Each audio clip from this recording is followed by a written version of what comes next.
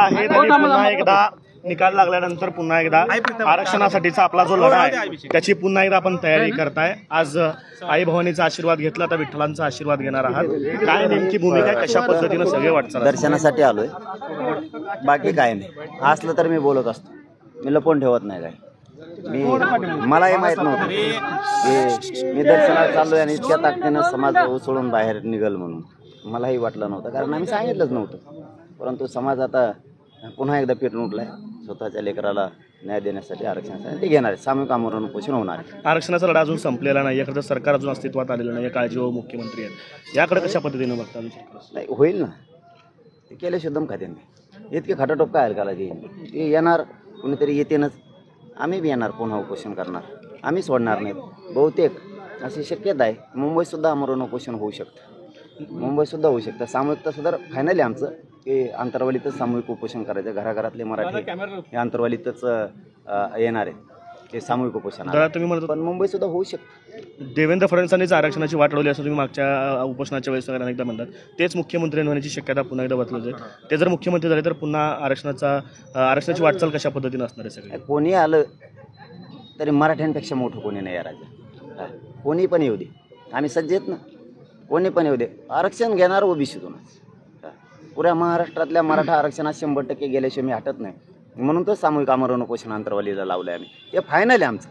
पण मराठ्यांचा बी लय आग्रह आहे, मुंबई एखाद्याच मुंबईसुद्धा होऊ शकते। दादा, अनेक आमदार हे नूतन मराठा समाजाचे झालेले आहेत, त्यांना काय नेमक्या सूचना असतील किंवा कशा पद्धतीने त्यांनी वागलं पाहिजे, काय सांगाल? त्यांनाच नाही, नुसते मराठ्यांचेच नाही तर सगळेच ओबीसी सुद्धा मराठ्यांनी निवडून दिलेत, त्यांना सगळ्यांनाच मराठा आरक्षणाचा विषय मांडावा लागणार नसता, रस्त्यावर मराठी फिरून देणार नाहीत। कारण तुमचे लेकरं आता मोठे झाले, तुम्ही आमदार झालात, मंत्री झालात, आमच्या लेकराचं काय किंवा प्रश्न घराघरातला मराठा आता विचारणार, आणि आम्ही सामूहिक उपोषण करायला सज्ज झालो। दादा, खरं तर जसं की आपण म्हणत होतो की जर का आम्ही उभा केले असते तर सोपडा साफ झाला असता, मात्र तुम्ही उभा न करता सुद्धा अनेक ठिकाणी सोपडा साफ झाल्याचं चित्र पाहायला मिळालं।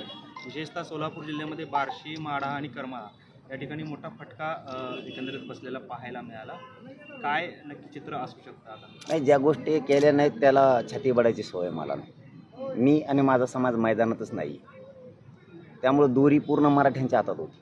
मालक तो होता, त्यालाच ठेवलं, कोणाच्या दावणीला मी मराठा समाजाला बांधलं नाही, कारण त्या समाजाला मी मायबाप हे शब्द वापरतो। मग मी जर खास त्यांचा मुलगा आहे तर मी अशी फरफट त्यांची करू शकत नव्हतो, त्यांना संकटात सोडू शकत नव्हतो की त्यांना सांगितलं तुम्हाला जे करायचं ते करा, त्यांनी केलं, मी फरफट केली नाही।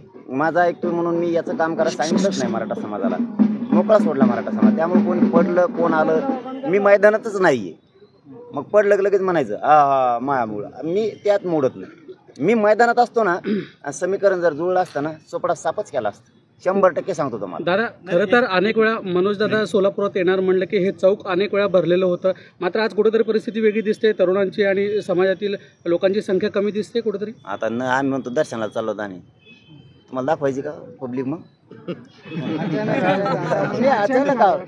हे बघा, हे काहीच नियोजित नाही आहे। पंढरपूरला दर्शन आणि आई तुळजाभवानीचे दर्शन दोनच गोष्टी आहेत। मी कधी नाही खोटं बोलतो, पत्रकाराला नाही बोलत बा, आपलं सत्य आहे, मी नाही बोलत कधी, कारण आमच्यासाठी पत्रकार बांधवांनी एवढा जीव तोडलेला आहे या गोरगरिबाचा प्रश्न मार्गी लावा म्हणून, आणि मी ते तोंड चटक्या नाही आहे, तोंडापुरतं आलं की गोड बोलायचं। खरोखरच मराठ्याची इतकी ताकद यांनी पण लावली होती, त्याच्यामुळे मी यांना खोटं बोलत नाही, निवेदन करायचं। मी सांगितलं मी फक्त दर्शनाला जाणार एवढंच सांगितलं होतं।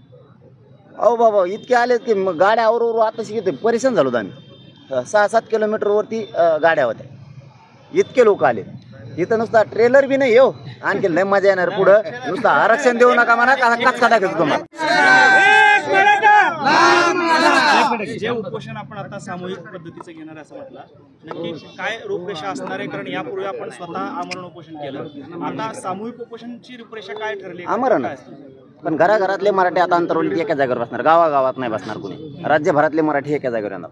मग ते 10 असले तरी बसणार, 1000 असले तरी बसणार, 1,00,000 मराठी बसले तरी बसणार, आमरण उपोषण 100% अंतरवालीत होणार, आणि ते ताकदीनं होणार आहे। पण तारीख सरकार झाल्याशिवाय नाही, मग पुढं ढकली देईन पाहिले सर, ते लय चाबरे येते, ते लगेच पुढं ढकली देईन, ते सरकारने बनायचं लवकर, ते म्हणते याला मरू द्या आधी उपोषण मग सरकार बनू, तो राष्ट्रपती राजवटलो, लय चाबरे येते। मग त्यांचं सरकार झालं की मी तारीख डिक्लेअर केली, पण बहुतेक मुंबई सुद्धा होऊ शकतं आमरण उपोषण। धन्यवाद। जयेश दर्बी कलेक्शन कॉटन, लिनन यासह अनेक ब्रँडेड कंपन्यांच्या सुटिंग शर्टिंग साठी जयेश दर्बी कलेक्शन, 7 रस्ता मोदी पंकाविहिरी जवळ Solapur. Mayur classic AC banquet hall अब शादी के लिए मिलेगा सिर्फ 1 लाख रुपए में। Mayur classic AC banquet hall, July Solapur. Management by spice end ice events.